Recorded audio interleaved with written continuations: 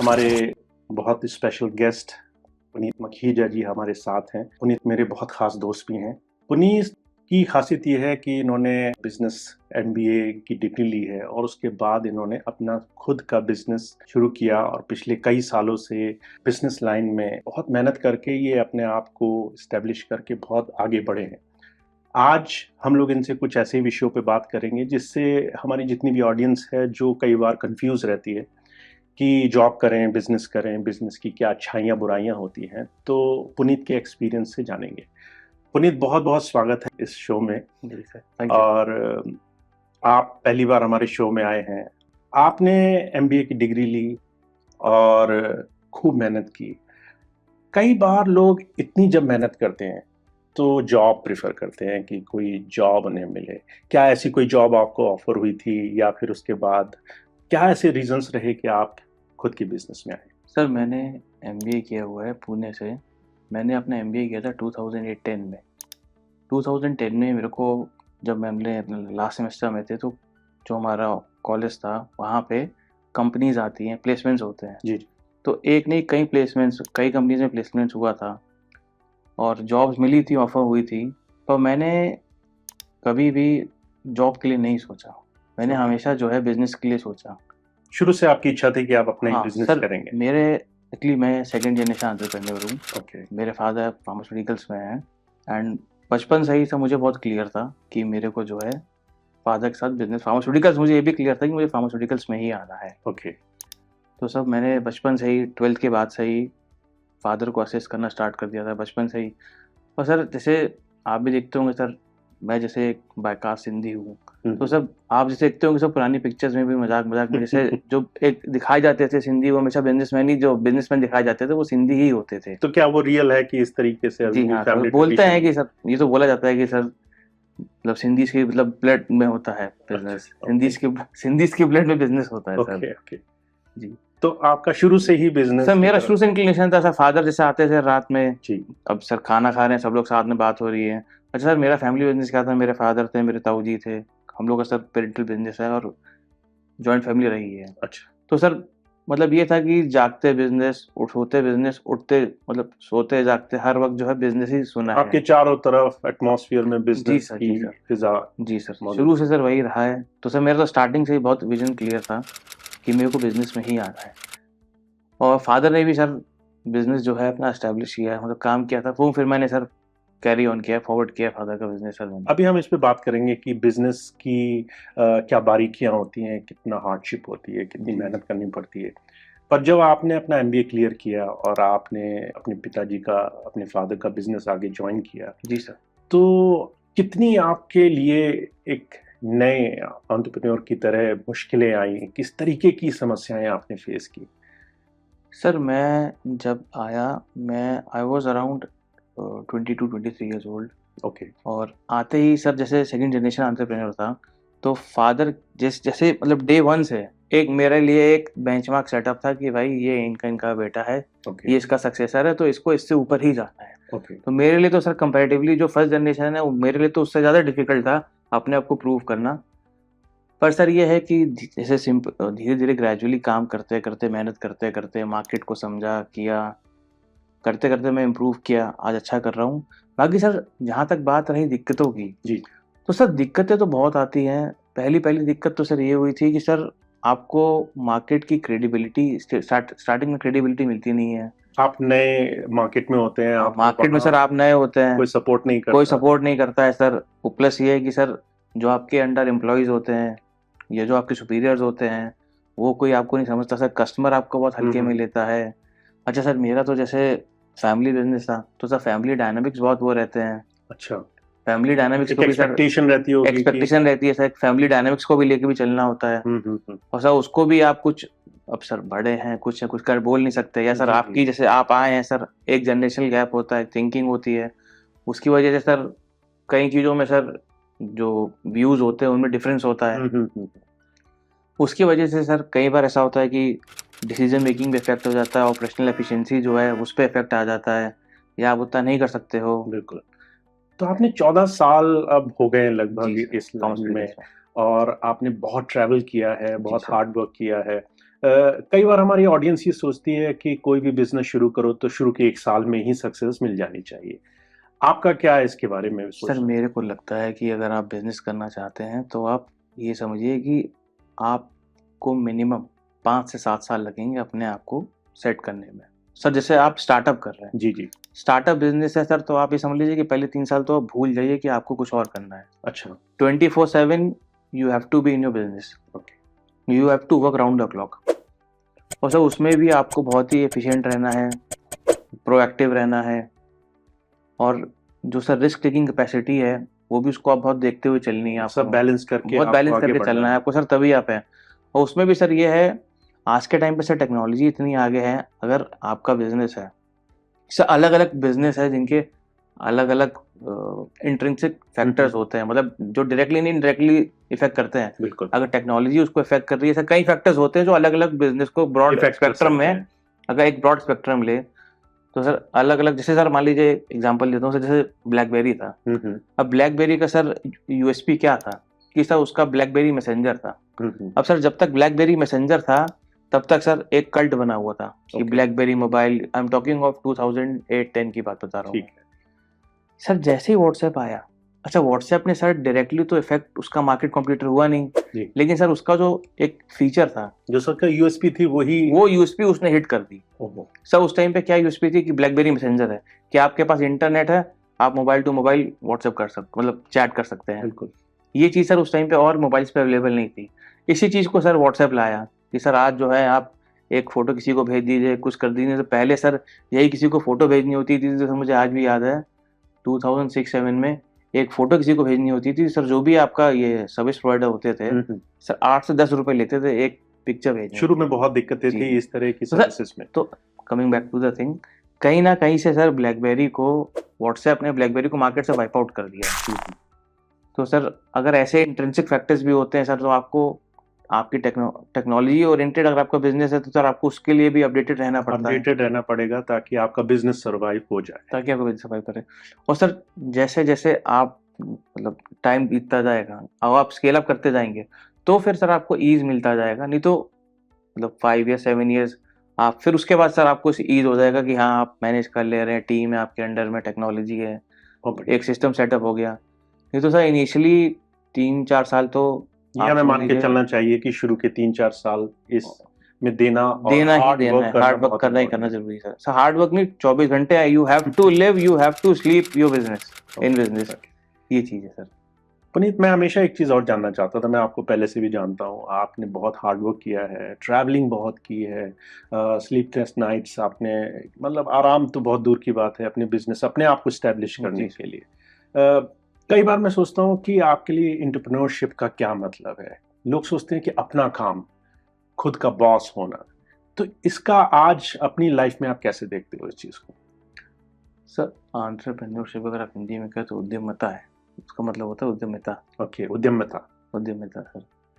Entrepreneurship ऐसे sir सुनने में तो बहुत अ, मतलब फैंसी वर्ड है, हुँ, हुँ।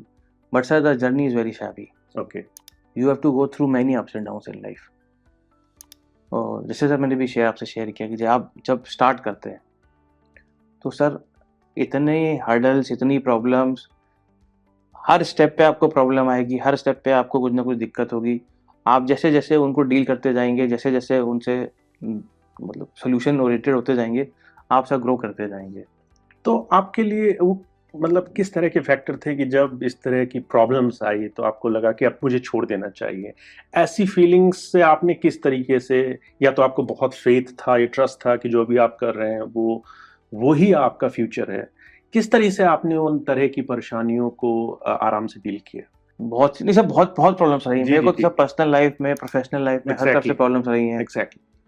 ऐसी जब प्रॉब्लम्स आती थी सर मेरे को, तब सर उस टाइम पे कभी जैसे फ्रेंड्स के साथ बात कर लिया, थोड़ा रिलैक्स कर लिया, या कभी थोड़ा बहुत सा मेडिटेशन कर लिया, या सर अब इस टाइम तो नहीं, लेकिन पहले थोड़ा बीच में सर जिम विम जॉइन किया था। मतलब फिजिकल एक्सरसाइज कुछ ना कुछ करते एटलीस्ट हैं। आपने इट इससे हेल्प्स यू, बाहर कुछ अपनी लाइफ़ हाँ सर, को बैलेंस किया। It helps you to maintain the sanity, okay, वो चीज़ रहती है सर ओके। उसमें।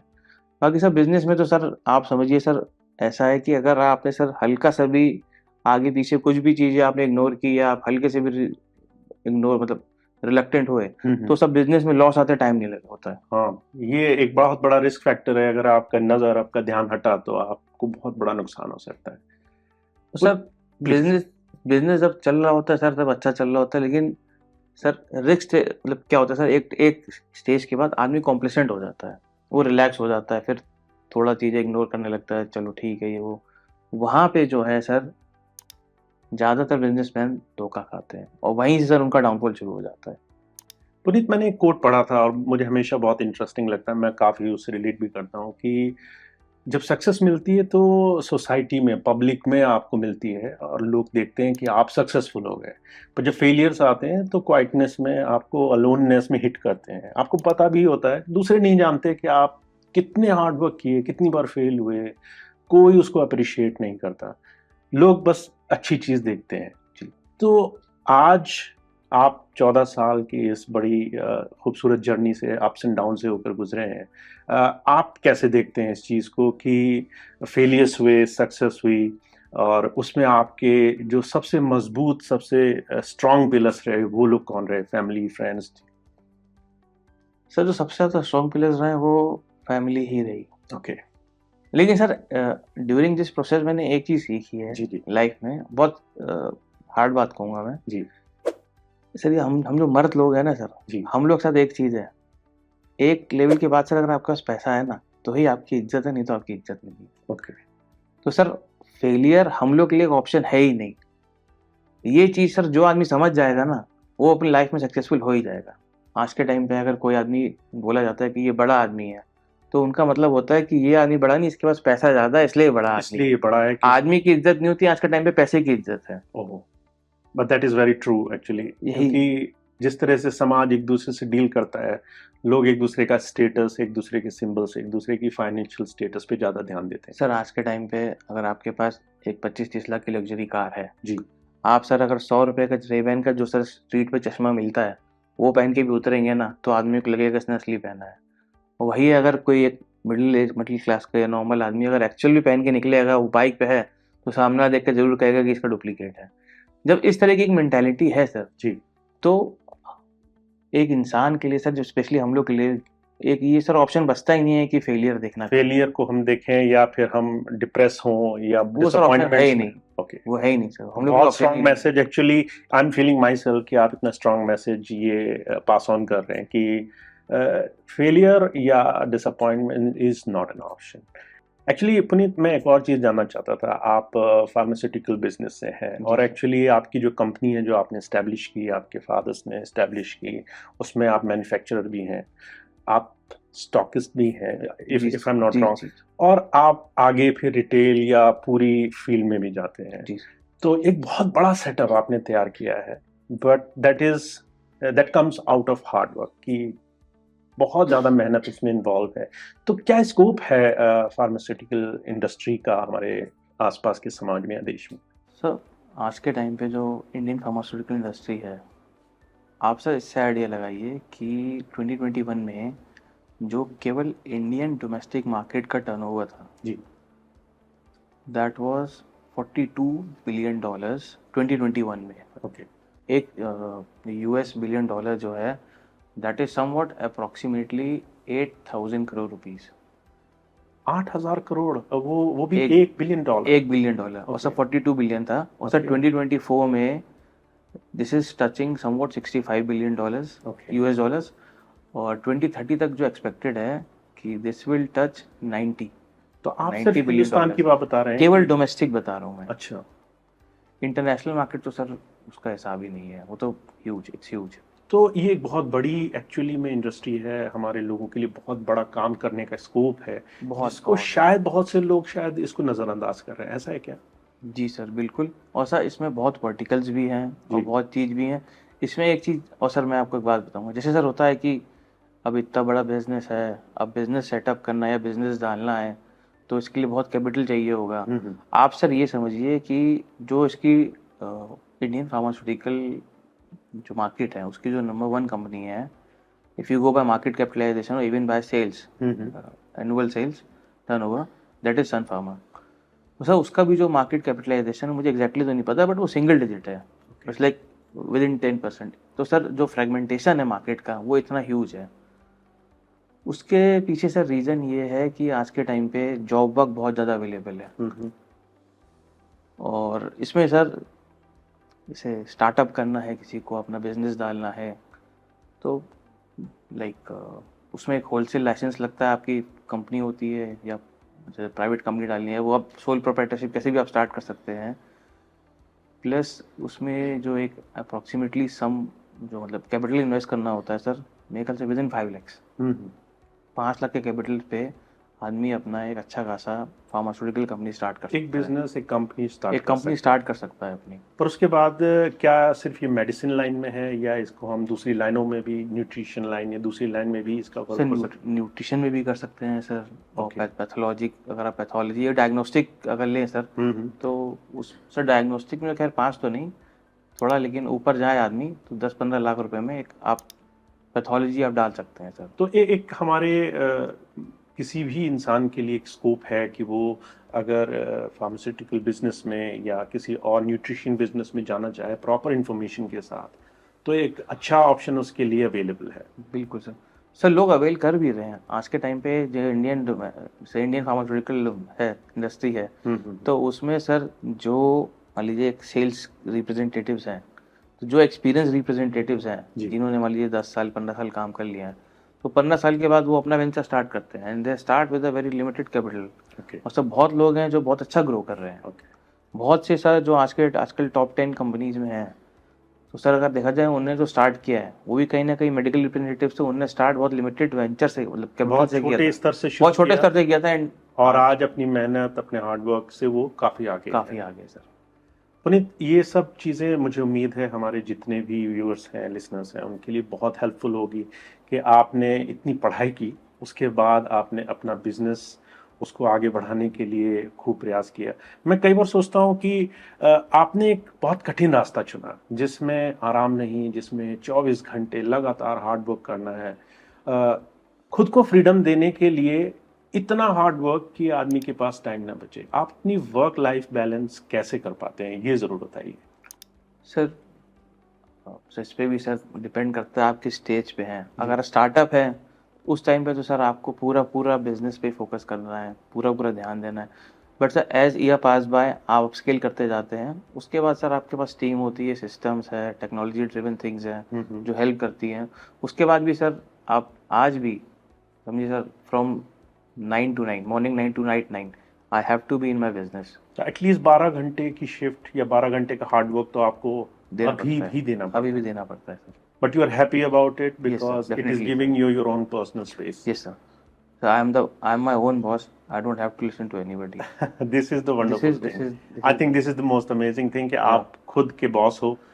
और सर साथ में क्या ना, जब आपकी टीम है, आपके अंडर जो बंदे हैं, जब आप उनको देखते हो कि मतलब पर्सनली प्रोफेशनली वो भी एक्सेल करते हैं, तो वो भी एक सेंस ऑफ अचीवमेंट देता है। ये सब जैसे मेरे अंडर में मेरे एम्प्लॉइज, आपने अपने साथ 10 लोगों को और काम दिया, उनकी फैमिलीज आगे, वो भी सब फाइनेंशियली ग्रो कर रहे हैं, उनका लिविंग ऑफ स्टैंडर्ड इम्प्रूव हो रहा है। तो सर आपकी वजह से किसी का अगर भला होता है तो सर उसको देख के भी सर एक सेटिस्फैक्शन मिलता है। पुनीत, मैंने 2-3 चीज़ें अपने दिमाग में सोची थी जब मुझे एहसास हुआ कि आपके साथ बात करने का मौका मिलेगा, कि मैं आपसे बहुत ही क्विक 1 word 2 words में कुछ आंसर्स एक्सपेक्ट करूँगा।